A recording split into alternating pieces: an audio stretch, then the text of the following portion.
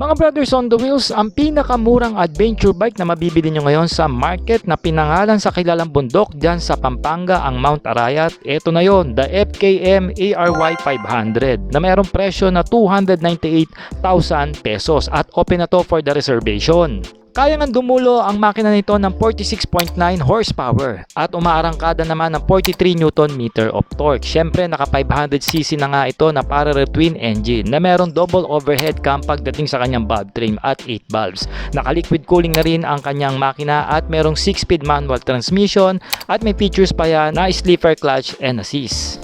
In suspension mga brothers, naka-upside down fork ang harapan nito. At dito naman sa likod, naka-centered monoshock, fully adjustable na ang suspension nito. Sa gulong naman mga brothers, meron itong 110/80 at 19 inches dito sa harap at 150/60 at 17 inches naman sa likuran. Naka-dual channel ABS na rin ito at meron itong traction control na pwede mong on and off depende sa kalsada na inyong tatahakin. Pagdating sa kanyang mga electronic system, naka-LED na ang headlight, taillight, daytime running light at meron na rin yung built-in na mini driving light.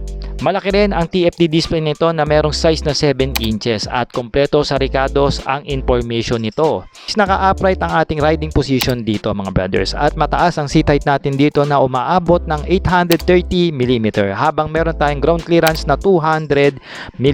Ang kanya namang total weight mga brad is 209 kg at malaki ang fuel tank nito na pumapalo ng 16 liters.